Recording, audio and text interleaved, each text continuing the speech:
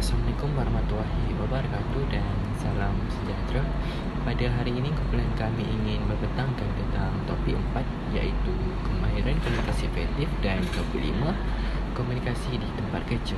Bagi kelas SPP 2043 asas komunikasi perniagaan. Saya perkenalkan diri saya terlebih dahulu. Nama saya Muhammad Nuraihan Rahmat dari kelas SPP 2.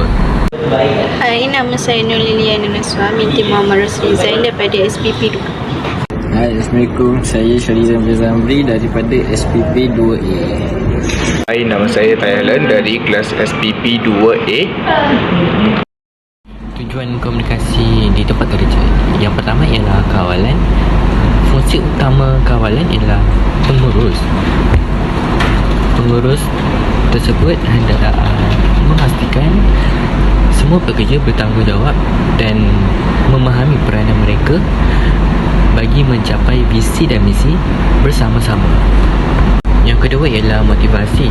Dengan berkomunikasi ni, pekerja akan lebih bermotivasi untuk melakukan tugasan harian mereka dengan lebih baik. Yang ketiga, membangun hubungan. Jelas bahawa hubungan silaturahim antara pekerja ataupun antara rakan sekerja dapat meningkatkan lagi kerjasama antara mereka. Yang keempat, penyelesaian masalah. Okay, dengan komunikasi ini juga kita dapat menyelesaikan sesuatu perkara itu dengan lebih cepat melalui perbincangan ataupun meeting. Struktur organisasi formal, kompleks dan berpusat. Yang pertama, organisasi formal iaitu diciptakan untuk tujuan tertentu yang jelas. Yang kedua, pembentukannya disengaja dibuat. Yang ketiga, strukturnya jelas. Yang keempat, hubungannya antara anggota bersifat profesional. Contoh organisasi formal iaitu lembaga milik negara. Yang kedua, lembaga pendidikan. Yang kedua, organisasi kompleks iaitu teks yang berisi tahap-tahap dan langkah-langkah yang harus ditempuh untuk mencapai tujuan dan terdapat keterangan yang menjadi teks prosedur tersebut kompleks. Yang ketiga, organisasi berpusat iaitu kuasa membuat keputusan tertentu terletak pada pengurusan peringkat atas. Saluran komunikasi formal. Yang pertama, sesuatu proses penyampaian dan penerimaan maklumat oleh dua atau lebih orang yang memilih ketetapan profesional, piawaian dan proses dan mengelak daripada menggunakan istilah slang. Yang kedua, kebiasaannya komunikasi formal digunakan pada waktu formal seperti ketika berada di dalam sesuatu mesyuarat atau ketika berkomunikasi dengan orang-orang penting. Assalamualaikum. Kita akan menerangkan tentang rangkaian komunikasi formal. Yang pertama adalah rantaian perhubungan.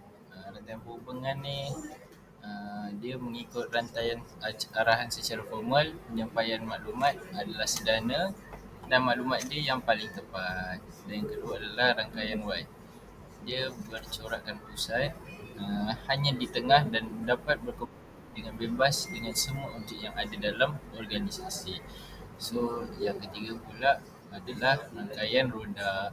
Rangkaian roda ni dia penyebar maklumat, dia cepat dan tepat, kurang interaksi, janaan idea kurang, ketua sebagai pusat jaringan, dan juga rangkaian roda ni tiada penyertaan ahli dalam pembuatan keputusan. Dan yang terakhir boleh menimbulkan gaya pembuatan keputusan autokratik. Okey. Untuk yang keempat pula, rangkaian bulatan.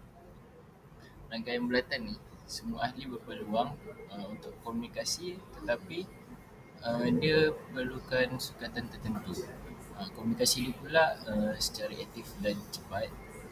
Kepuasan dia terbentuk, so kita nampak dia terbentuk jelas.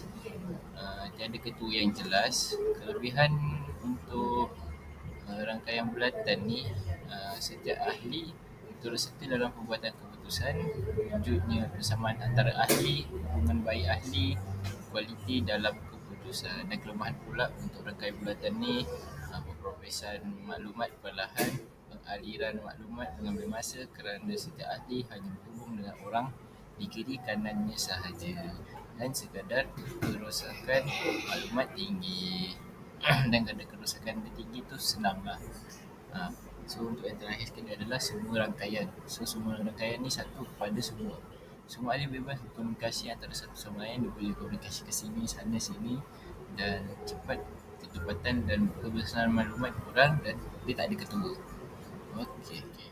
Untuk yang seterusnya adalah kebaikan dan kelemahan struktur organisasi formal. Okey. Kebaikannya yang pertama adalah maklumat, arahan dan prosedur dapat disampaikan dengan lebih jelas dan konsisten. So, arahan dan prosedur ni lebih jelas dan tepatlah bila kita guna organisasi formal ni. Itu adalah kebaikan pertama. Untuk kebaikan kedua adalah memudahkan aktiviti pelaporan dan dokumentasi. So, bila kita pakai organisasi formal ni, tak kira lah apa, kan ada 5 tadi kan. So, dia memudahkan kita untuk membuat pelaporan dan dokumentasi. Dan yang terakhir sekali adalah memudahkan perbuatan keputusan. So kita senang nak buat keputusan apabila kita sama-sama dalam kumpulan. Dan kelemahan dia pula adalah menyebabkan perbuatan keputusan yang agak lambat.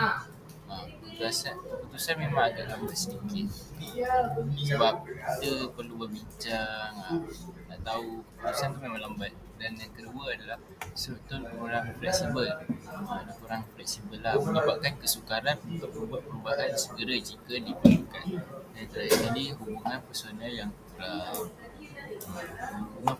kurang disebabkan struktur organisasi dia. Next ialah saluran komunikasi tidak formal, rantai tunggal, rantai gosip, rantai kebarangkalian, rantai keputusan. Iaitu rantai tunggal ialah maklumat mengalir dari A ke B dan seterusnya C. Rangkaian yang tidak tepat iaitu macam A, B, C ialah rantai gosip iaitu macam seseorang akan ke sana sini untuk memberitahu semua orang tentang maklumatnya. Ia melibatkan seseorang individu memberitahu orang lain secara awam.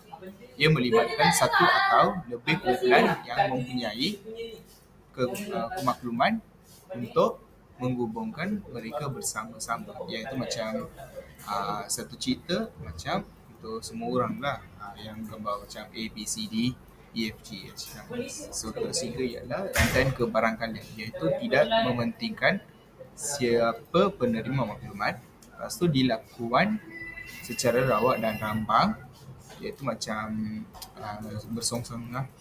Satu, rantai urusan, itu menyampaikan maklumat kepada individu terpilih dan individu itu memberitahu kepada orang lain. Contoh, A memberitahu sesuatu kepada beberapa individu yang dipilih dan individu tersebut pula memberitahu kepada individu yang berpilih.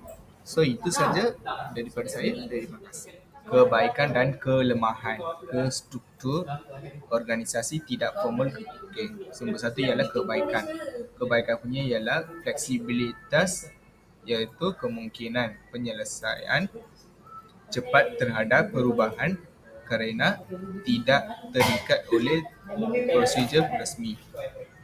Lepas tu, komunikasi yang lebih baik, mendorong interaksi antara anggota secara informal yang dapat memperkuat hubungan yang meningkatkan kolaborasi. Lepas tu, inovasi lingkungan yang tidak terstruktur dapat mendorong kreativitas dan idea-idea baru tanpa batasan formal. Okay, next ialah yang last sekali ialah kelemahan. Kelemahan iaitu kurangnya koordinasi tanpa struktur yang jelas, bisa terjadi kebimbangan dan duplikasi tugas. Lepas tu ketidakpastian. Tidak ada panduan formal yang dapat membuat anggota bingung tentang peran dan tanggungjawab. Lepas tu ketergantungan pada individu. Kinerja bisa sangat bergantung pada individu tertentu yang dapat mengganggu stabilitas. So itu saja daripada saya. Terima kasih.